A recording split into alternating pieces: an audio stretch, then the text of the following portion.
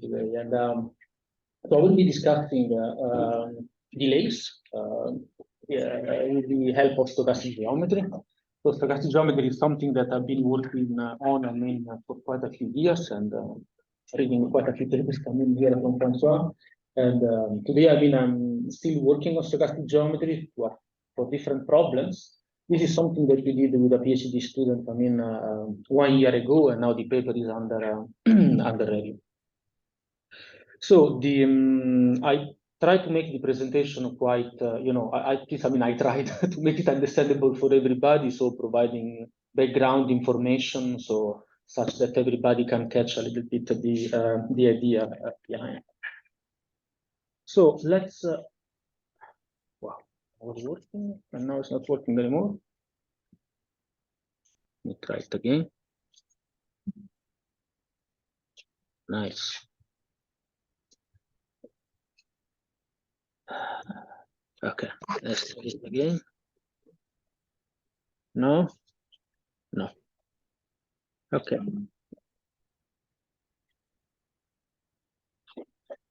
Try it again.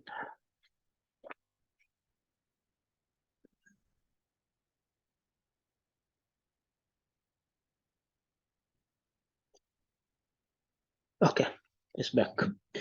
Okay, so I was saying, this is the paper which you may refer to if you are interested in the proofs, in the different derivations. So I will give you a brief introduction and motivation for this works, basically the delays, why we are interested in the delays, and then why we are interested in large-scale networks. So the motivation, I think that you saw this slide many times, so I go very, very quickly, but this is the first presentation of this session. So we are interested in URLC applications, which seems to be very important for mission-critical applications. And in this context, we want to look at two performance metrics among the others. So one is the delay and also the reliability, and possibly to try to look at the interplay of this two.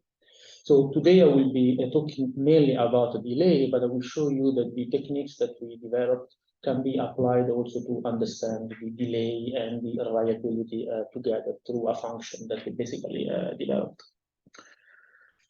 So large-scale networks. So this is the main problem that we would like to solve, understand the delay in large-scale networks. And for large-scale network, we refer to a conventional cellular network. So you can generalize it to more complicated network scenarios. But the scenario that you have in mind and all the analytical frameworks are developed are this one. So we have a bunch of base stations which are in red or blue. Those in red are activated because they have users inside the cells.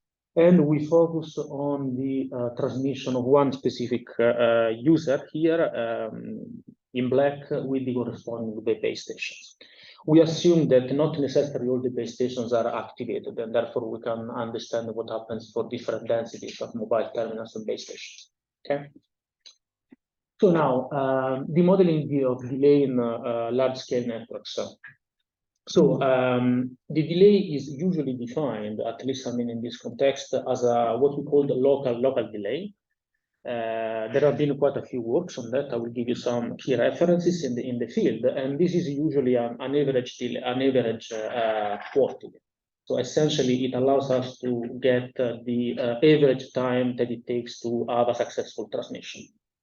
So it's a good metric, but maybe it's not the best metric to use in the context of URLC because we are interested in the actual distributions. And therefore, this is the main objective of today's presentation. So a few key references in this field are these ones. Now, the general theory, okay, we have a general theory and then we have the specific applications to some networks. So in the context of ad hoc networks, these are a few reference papers here from François and Martin Enghi. And indeed, our main reference is this paper here from François back in 2010. Then, in these papers, the authors have used the homogeneous Poisson process to do the spatial analysis, which we'll also, utilize, and which was a good fit, I mean, for mobile ad hoc networks. And then, I mean, when stochastic geometry became super popular also in the context of cellular networks and internet, then, I mean, people started applying and generalizing the local delay also for applications to heterogeneous cellular networks. But always, I mean, the local delay, therefore, as an average performance metrics that we want to compute. So there are also other papers, but these were the key reference papers that we considered when we started working on this in this field. So now we want to go beyond the local delay for applications to cellular networks. So the local delay can be computed, it's not super trivial, but it can be computed relatively easily with respect to, I mean, compared with the distribution. However, I mean, there are a few things that we need to consider. The first one is this phenomenon, which is called the wireless connection phase transition, which was defined in François' paper, where basically the issue is the local delay can be infinite. And this phenomenon may be due only to the presence of some users that are in very bad spot. So basically, they are in bad conditions, and therefore they determine the fact that this local delay is infinite. So therefore, I mean, if you want to evaluate the performance of a network based on the delay, and your delay is infinite, as we will see, it's not the best that basically you can do, because you are assuming that the network is unreliable, but only because of very few users that determine this condition. The other things we have already discussed, and it's pretty clear in a session like that. So if you are looking for characterizing URLC networks, we may not only be able to use only the delay, but we want to look at something else, which is actually the delay distribution. Okay. So now let's go a little bit more into the details. I will go step by step on what the assumptions of the models are, and then what the main conclusions and the main trends that we identified in this delay distribution, the local delay in cellular networks. So the scenario I've already described to you is a cellular network. Typical assumptions that you may have: homogeneous percentile processes for the mobile terminals and for the base stations. Not all the base stations are activated as I told you. Now, as a transmission scheme, we assume also a baseline transmission scheme. Then we will see how it can be generalized. But I mean, the baseline transmission scheme is that we have a time. I mean, and the time is divided in time slots. And at each time slots, basically there is a mobile terminal that tries to send the packet. And basically this typical mobile user, which is denoted by MT, requests some packet from the certain base station, which is denoted in green here. And what we assume is that the base station basically tries to submit the packet to the mobile terminal immediately. And in case basically there is a failure in forwarding, in sending the packet to the mobile terminal, the base station keep retransmitting the packet until the packet is actually received. Okay, then you may utilize a more complicated and medium access control protocol, but I mean this is the simplest one, which makes the analysis a little bit easier. So in terms of channels, and here also I try to answer the question from Maxime, which is a good question in another presentation. So the channel, we consider the baseline channel model. The idea is really to start from the conventional, what we call now canonical stochastic geometry assumptions in wireless communications. So the path loss model is this one. Maybe you cannot see here there.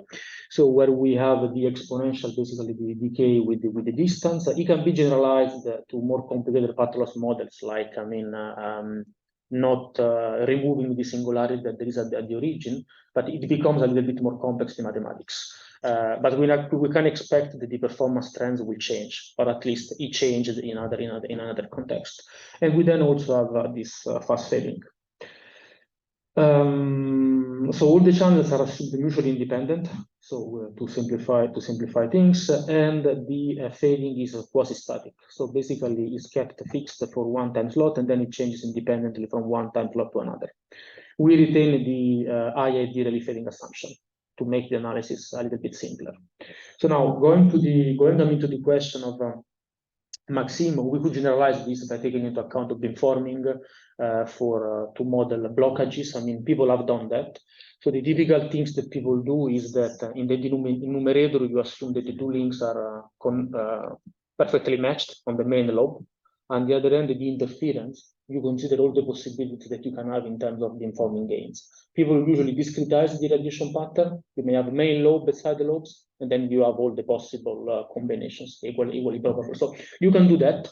Computationally, you can do that. But getting inside, it's more tricky. It's much more tricky. But I mean, it can be more or less done. So the important point of this presentation will be the cell association, because we will see that we will get different results depending on the criterion that we use for defining the coverage probability, and therefore the cell association is key.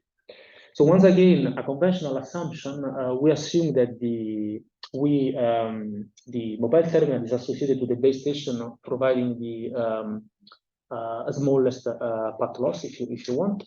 So which in this case coincides with the shortest distance. Okay.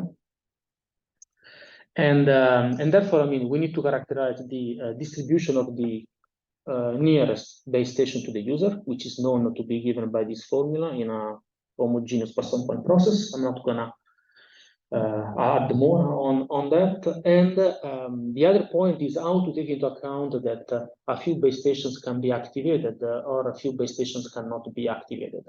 So here we use an approximation. So this is not an exact result, but essentially it has been shown that a good approximation for the probability of a base station to be active is given by this formula. The reason of this approximation is due to the fact that it's difficult, I mean, to find a tractable expression for the area of the Voronoi cell. And therefore, I mean, people have proposed an approximation that allows us to get this approximation here.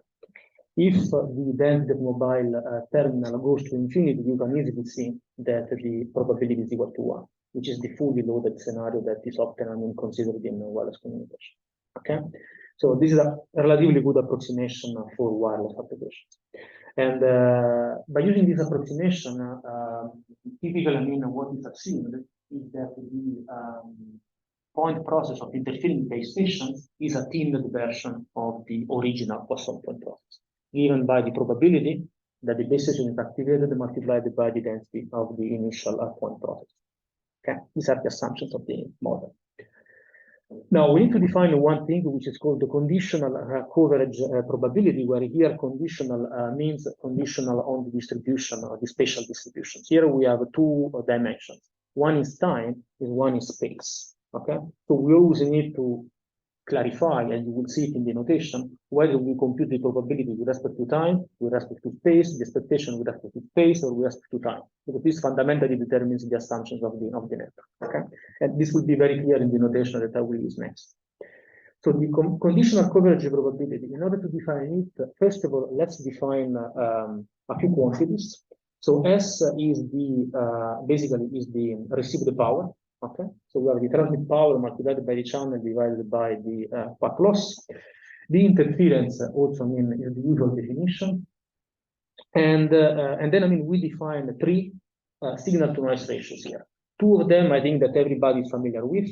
The third one, maybe a little bit less, and I will try to discuss this. So the signal to interference ratio, the signal to interference plus noise ratio, where W is the noise. And then we have also the average signal to noise ratio. The average signal to noise ratio is given by the, fundamentally is given by the expectation of the received power divided by noise, where the expectation is computed with respect to fading and not to space. In fact, you can see that the ASNR depends on R0, which is the distance between the serving base stations and the mobile users of reference, the typical mobile user. We will see in a while why we need this.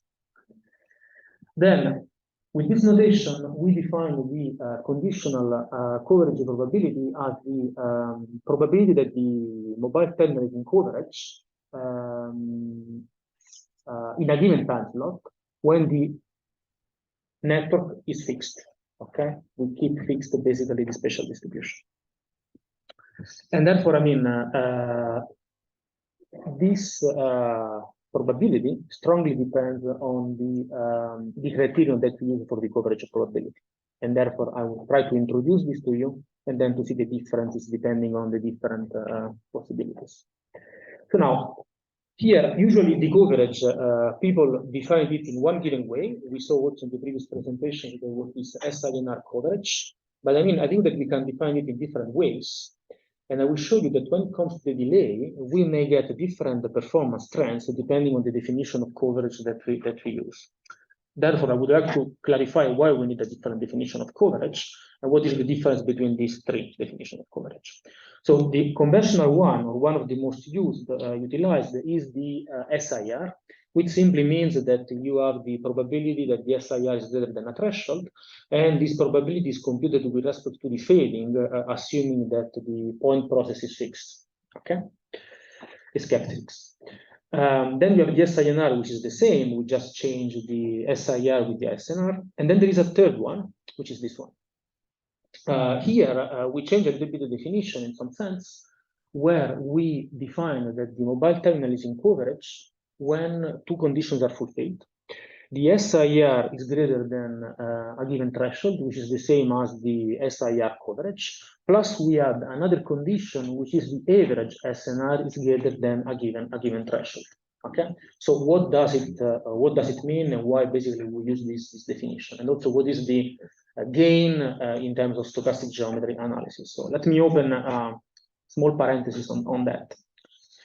So assume that we have this cellular network, okay, where we have the typical mobile terminal in the origin, and we have this homogeneous Poisson point process of base stations.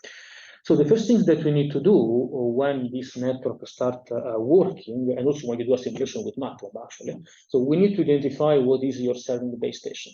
And in principle, what the base station does in practice is start sending pilots. The mobile terminal needs to listen to this pilot, and if it's able to decode the pilot, then it gets connected to the base station, which provides the highest power to it. That's basically the idea. And then it starts transmitting. First, it needs to discover the base station, and then it starts transmitting. Okay? But it may happen that if your density of base stations in the network is not appropriately optimized according to the transmit power of the base station, you may be in locations where you don't get sufficient power to communicate.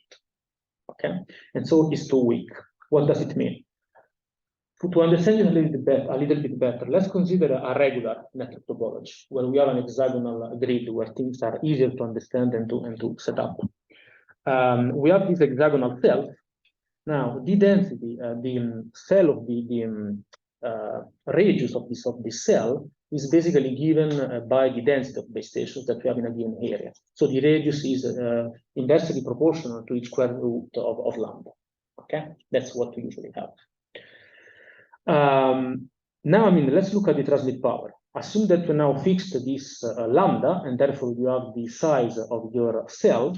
If you fix your transmit power to this level, therefore you will never be able to reach the cell edge users. That's pretty clear, I mean, in this setting. Okay, so it's a very trivial example. So in order to be in coverage, you need to ensure that the received power is greater than a given threshold. Okay, so this user here is not going to be in coverage. That is pretty clear that this case is what you really want.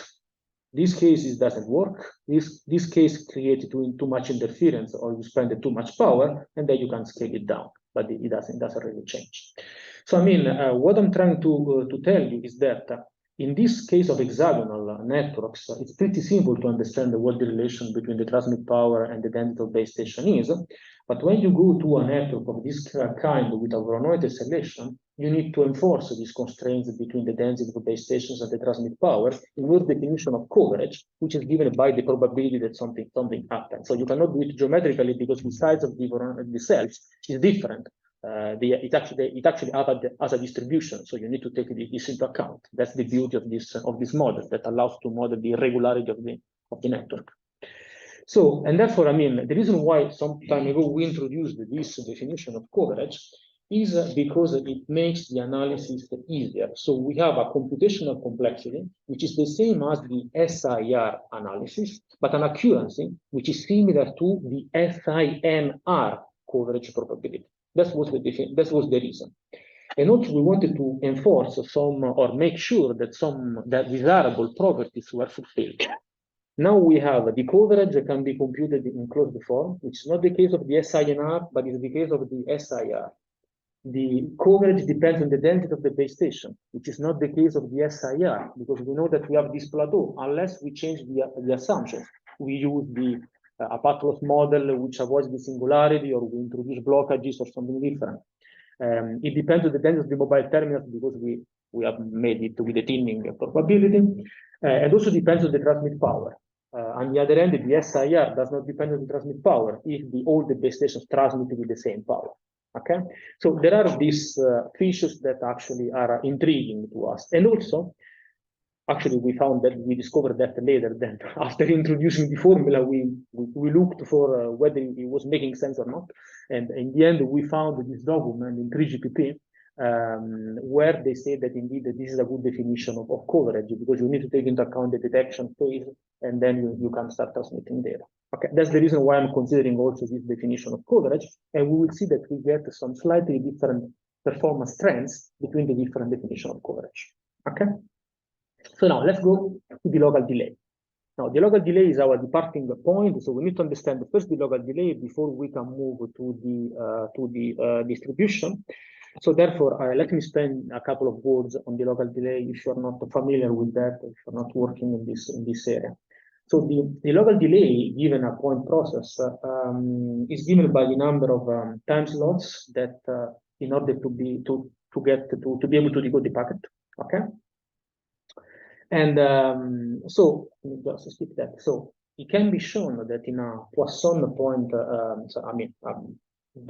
taking into account the transmission scheme that we actually considered so far, so the fact that we are basically retransmitting until we get the packet, it can be shown that this average delay here, this delay has this distribution here. So we can see that the probability of having the number of time slots that you get the number of time slots is equal to k in order to decode the packet, as this distribution here that you can find. Okay, so all what you need in order to compute that, and this is of course computed with respect to the decoding, all what you need to compute that is this conditional coverage probability. Okay, and the expectation, the average value of this variable here is the reciprocal of the coverage probability, conditional coverage probability. So now let's keep this in mind. And the local delay is actually defined as the expectation of this with respect to the spatial distribution. So you can see that the local delay basically is defined based on two expectations. The first expectation with respect to the fading, okay, in order to take into account the retransmission scheme, and the second expectation, which takes into account the spatial distribution, the randomness in the spatial distribution. So everything you need to compute is the expectation of this reciprocal of the coverage probability. Okay. So now let's keep this in mind in order to understand the difference, and let's move on to the delay distribution now. So this is the local delay. Now we consider three different distributions for the delay. The reason why we consider three is because we have two expectations basically in the definition of the local delay, and therefore if you want to look at the distribution, we may remove any of these two expectations, and we want to understand whether there is any difference in doing that. So the first definition, we call it F1 distribution, just to make things simple, and we define it in this way. So we fix the spatial distribution, and then we compute the cumulative the probability that this delay here, this number of slots, is greater than tau, rather than the expectation. So we basically remove the expectation with this probability. And then we compute the expectation with respect to space. That's one possible definition. So this definition, what does it mean? It tells us that this is basically the probability that the typical user experiences a delay that is greater than a given time deadline. Okay, that's what it does. And in some sense, it gives us a kind of delay violation. That's what essentially we are. So that's one possible definition. And we will see that this is strictly related to the definition of local delay. Okay. In fact, I mean, the local delay can be expressed in this way. So if you compute this distribution, then you can actually compute the local delay by just averaging and computing the sum over all the possible, basically, tau. Okay. Then we consider another definition of delay distribution, which we call F2. Now we switch the meaning of the expectation and the probability. So rather than considering basically the expectation of space, here what we do, we compute the expectation over the fast fading, and then we compute the distribution with respect to space. That's another possible definition. And also this is a sort of violation, because basically what we are doing, we are considering the average delay with respect to the fading, and then we try to understand when this is greater than a given threshold with respect to the spatial randomness. Okay. And the third one, I guess you can guess it. Now we remove the two expectations. Okay, and then we try to see what happens if we remove both of them. And this is a very intriguing performance metric, because of course it's the most complete one, that's for sure, but also because if you define a reliability metric, RP tau, which gives you the capability to transmit a packet within a given deadline with a given success probability P, so now you take into account delay and reliability all together in the same metric. Well, these two functions are related to each other. So if you are able to compute F3, then you are able to jointly characterize the delay and the reliability together, not only the delay or the reliability. Therefore, this is the most complete and the most complex to understand, of course. But I mean, that's the game. Okay? But I mean, the interesting point is then F1 is a very strong, because F1 is strongly related to the delay, because we saw that the delay can be obtained from F1, and also F1 is the integral of F3. So F1 somehow is a metric that makes a lot of sense. It's relatively simple. It's considered the expectation over space, but the distribution over time. So now here is a little bit maybe boring part, but I want to give you, I guess, the formulas and then the trends, at least the few trends that we managed to get, I mean, from the mathematics. So 10 minutes. Okay, thanks. So the computation of the conditional coverage probability. So I mean, the conditional coverage probability can be computed in a relatively straightforward manner. Okay, because the point is always space. Okay, so I mean, when it comes to computing the average over fast fading, it's not really complicated. When it comes to space, things are getting a little bit more harder. But I mean, conditioning on space, you can compute this regardless of what your coverage probability is. That's not the big deal. Okay. Then I mean, the computation of the local delay. Let's see how it looks like the delay when you compute it, not only when you define it, and if we can get some insights on the fundamental trends. So the local delay can be computed having basically this G that I showed you here, having this G, which can be easily computed. You plug this G into this formula and you can get the delay. This can be shown in a, it's not difficult, this actually can be obtained. Now, most interesting is not the formula itself, but the properties of the delay. So what we can understand from this formula. So the first thing is that if you consider the SIR definition of coverage, which is the conventional one, we see that the delay can be finite or infinite. Okay, that really depends on the parameters that you are considering. So once again, if you have some parameters and you want to characterize the delay based on this SIR, you may be in trouble because the network just tell you that it's infinity, equal to infinity. Even more, if you consider the definition based on the SINR or the third definition of coverage, you will always get it is infinite, the delay. There is no choice. So I mean, it's not really the metric. It may work well with the SIR, but it doesn't work well with the other definition of coverage. Okay. Therefore, we really need for this distribution of the delay, which is more complete. And then, I mean, here, maybe this, I just give you the figure. So what you can see here for the SIR is that the local delay with respect to the SIR threshold, you can see that at a given point, it actually has a spike. This is because the condition that I showed you before depends on the threshold that you set when you define the SIR. Okay, so this is one of the things that I told you at the beginning, and I want to show you in mathematics and with a figure.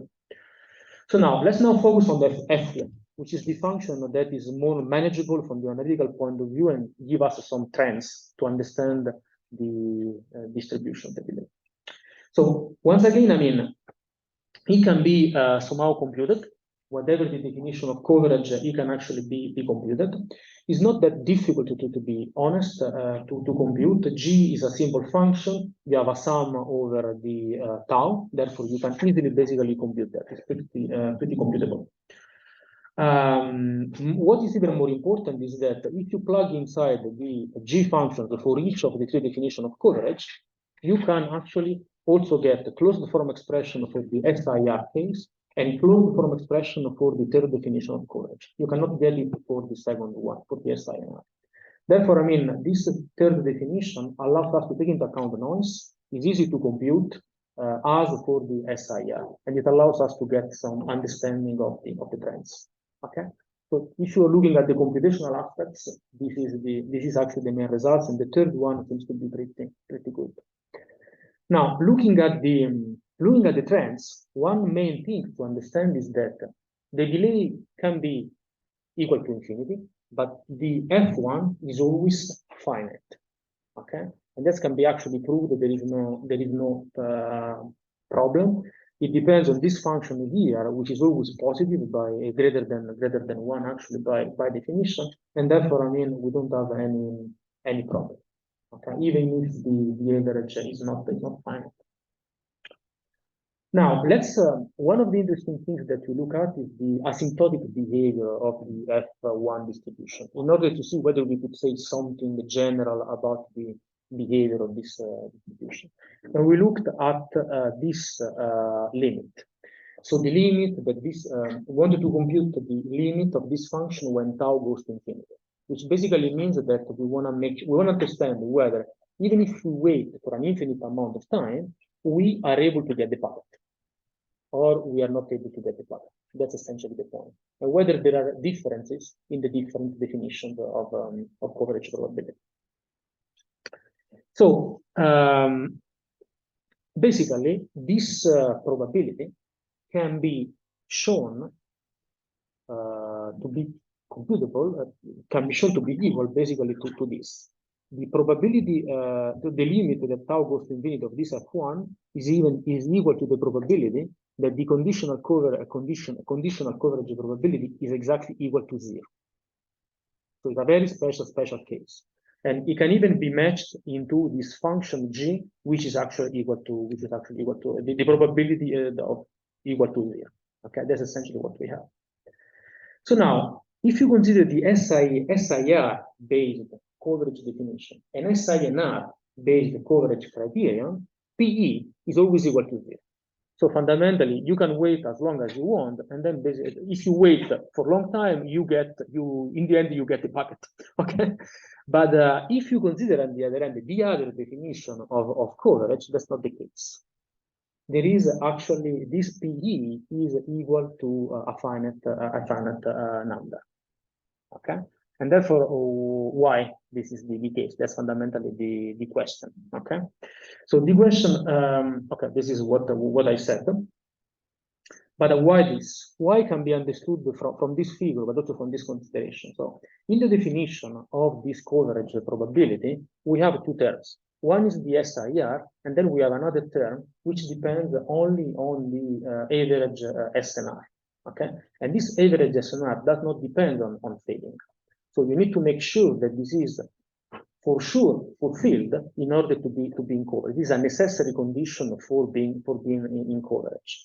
So this implies that if this circle here determines basically the R0, for which this condition is equal to is basically the boundary, you see that the green guy inside the circle is going to be in coverage, but the red guy is not going to be in coverage. This is due to the fact that there is no fading involved in this part of the definition of the coverage probability. And therefore, if you are there in space, you just don't get the bucket because the power is not enough, given the density of base station. When on the other hand, you consider the SINR definition of coverage, the fading somehow may help you, because in some sense that even though you are in a bad spot, but the fading at some point may give you that good value that allows you to go above the threshold if you wait for the good, for that specific good spot. So there are, I mean, differences between the different definitions of coverage. We actually wrote a paper some time ago showing that the definition of coverage based on the SINR and the ones based on the third definition, actually, they provided us always the same trends, but in this case for the delay, we get something different because we had this additional dimension of time, which we did not consider when we studied coverage, spectral efficiency, and other performance metrics. So it's really important to understand what kind of definition of coverage we have.